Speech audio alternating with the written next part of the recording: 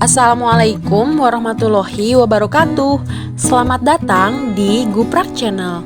Masih di sini bersama Ibu Lutfi Aywahyuni yang akan setia menemani kalian belajar prakarya. Jangan lupa di like, share, komen, dan subscribe ya. Kehidupan manusia sejak dahulu kala tidak dapat terlepas dari keterkaitannya dengan alam dan kebendaan. Manusia berupaya memenuhi kebutuhan dan mencoba mengatasi kendala yang dihadapi dengan keterampilan dalam melakukan sesuatu yang lama-kelamaan tumbuh menjadi keterampilan kerajinan. Keterampilan kerajinan lebih mengutamakan keterampilan manual atau tangan, nilai artistik atau estetik, dan pemanfaatan bahan-bahan alam. Keragaman jenis kerajinan bahan lunak alam contohnya saat ini terlihat melalui produk-produk yang dijajakan tersebar di berbagai daerah perkotaan. Sebut saja jenis bahan lunak polimer clay, lilin, sabun, gips, fiberglass, dan sebagainya. Produk yang dihasilkan berupa bingkai foto, hiasan, gantungan, kunci, dan sebagainya. Pada pembelajaran kita kali ini, kita akan belajar membuat kerajinan dari bahan lunak. Kerajinan dari bahan lunak merupakan produk kerajinan yang menggunakan bahan dasar yang bersifat lunak, yaitu lentur, lembut, empuk, dan mudah dibentuk. Prinsip pembuatan kerajinan bahan lunak alam dan buatan memiliki kecenderungan yaitu sengaja dibuat orang secara khusus dan sangat mempertimbangkan aspek pemanduannya. Pemanduan yang dimaksud adalah penggunaan bahan lain dengan warna dan bentuk yang berbeda, tetapi padu dengan bahan dasarnya. Pemanduan juga dapat dilakukan dengan bahan serupa tetapi dibuat dengan karakteristik yang berbeda. Beberapa bahan lunak yang digunakan dalam pembuatan produk kerajinan terbagi menjadi dua jenis, yaitu bahan lunak alam dan bahan lunak buatan. Bahan lunak alam adalah bahan lunak untuk karya kerajinan yang diperoleh dari alam sekitar dan cara pengolahannya juga secara alami, tidak dicampur maupun dikombinasi dengan bahan buatan.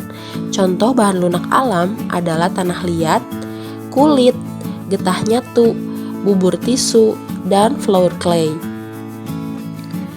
Kemudian, bahan lunak buatan. Bahan lunak buatan adalah bahan untuk karya kerajinan yang diolah dan dicampur dengan zat kimia tertentu sehingga menjadi lunak, lembut, empuk, dan mudah dibentuk.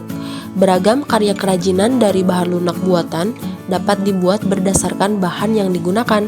Bahan-bahan yang digunakan bisa berupa polimer clay, gips, fiberglass, lilin, sabun, dan parafin.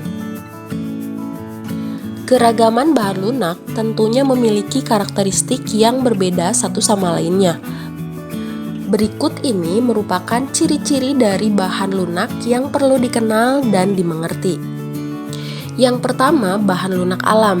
Bahan lunak alam adalah bahan yang berasal dari tumbuhan dan hewan atau lapisan bumi yang bersifat lunak.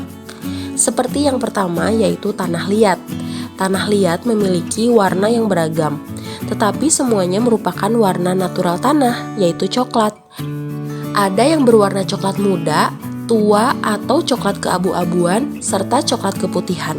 Setiap warna bergantung pada kandungan dari masing-masing tanah tersebut. Tanah yang mengandung kaolin lebih banyak akan berwarna lebih putih. Stoneware lebih ke hitam atau keabu-abuan, sedangkan earthenware lebih terlihat kecoklatan atau kemerahan. Tanah liat juga mudah hancur jika tidak melalui proses pembakaran. Jika dibakar, jenis kerajinan ini disebut keramik. Campuran tanah liat adalah air. Kemudian yang kedua adalah kulit. Kulit berasal dari kulit hewan yang sudah tersamak sehingga mudah dibentuk. Kulit ada yang berwarna hitam, putih, coklat, ataupun krem sesuai dengan hewan yang dikuliti. Kulit alami jika terbakar akan berbau sate. Kulit tidak tahan air. Jika terkena air akan merusak struktur kulit. Kemudian getah nyatu. Getah nyatu merupakan getah dari pohon nyatu yang berwarna putih. Warnanya yang putih memudahkan untuk diberi warna-warni.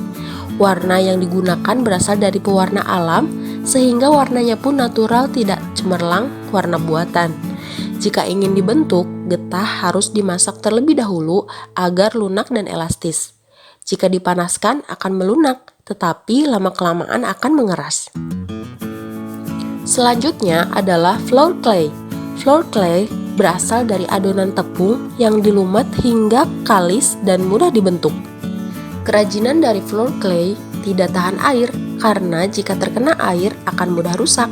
Pewarnaan flour clay dapat dilakukan dengan pewarna makanan atau sintetis agar muncul warna-warna yang cemerlang. Kemudian yang kedua adalah bahan lunak buatan.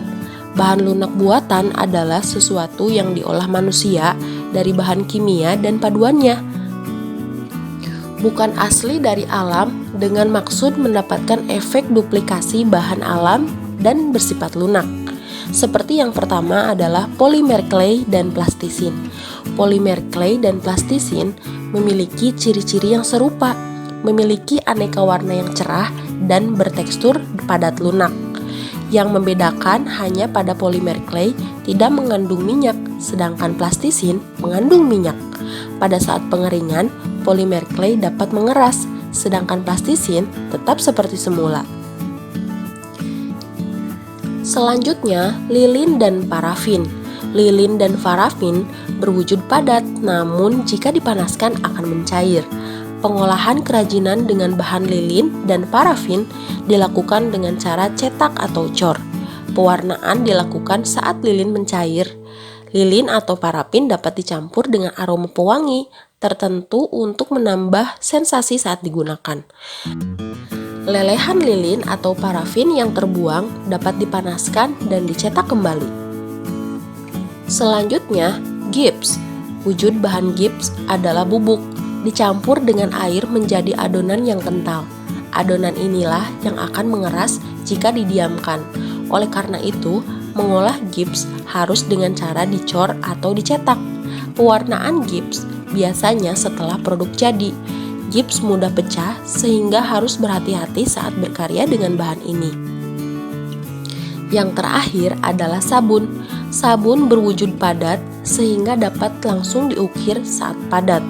Sabun dapat pula diparut, dihaluskan, dan dibentuk seperti flour clay. Sabun yang didiamkan akan mengeras. Pewarnaan sabun dilakukan dengan mempertahankan warna sabun atau dapat pula ditambah biang warna saat sabun dibuat adonan. Sebelum membuat kerajinan, perlu dipahami dahulu seperti apa membuat karya yang berkualitas. Maka proses penciptaannya harus mengacu pada persyaratan. Adapun syarat-syarat perancangan benda kerajinan sebagai berikut. Yang pertama adalah kegunaan atau utility. Benda kerajinan harus mengutamakan nilai praktis, yaitu dapat digunakan sesuai dengan fungsi dan kebutuhan. Contohnya, mangkuk untuk wadah sayur. Kemudian, kenyamanan atau comfortable. Benda kerajinan harus menyenangkan dan memberi kenyamanan bagi pemakainya. Contohnya, cangkir didesain ada pegangannya. Selanjutnya, keluasan atau flexibility. Benda kerajinan harus memiliki keserasian antara bentuk dan wujud benda dengan nilai gunanya. Contoh, sepatu sesuai dengan anatomi dan ukuran kaki. Selanjutnya, keamanan atau safety. Benda kerajinan tidak boleh membahayakan pemakainya. Contoh, piring dari serat kelapa harus mempertimbangkan komposisi zat pelapis, pewarna yang dipakai, tidak berbahaya jika digunakan sebagai wadah makanan. Yang terakhir adalah keindahan atau aesthetic. Benda yang indah mempunyai daya tarik lebih dibanding benda yang biasa-biasa saja. Keindahan sebuah benda dapat dilihat dari beberapa hal, diantaranya bentuk, hiasan atau ornamen, dan bahan bakunya. Karya yang baik dapat dihasilkan dengan proses perancangan yang baik pula. Oleh sebab itu, proses perancangan karya kerajinan harus memperhatikan hal-hal berikut. Dimulai dari proses perancangan, kemudian tentukan bahan, selanjutnya cari ide dari berbagai sumber, selanjutnya membuat sketsa karya, kemudian tentukan sketsa terbaik, Selanjutnya, kumpulkan alat dan bahannya. Setelah alat dan bahan terkumpul, menuju ke pembuatan produk, kemudian evaluasi atau uji coba produk. Yang terakhir adalah revisi produk. Terima kasih, sampai jumpa lagi di Guprak Channel. Wassalamualaikum warahmatullahi wabarakatuh.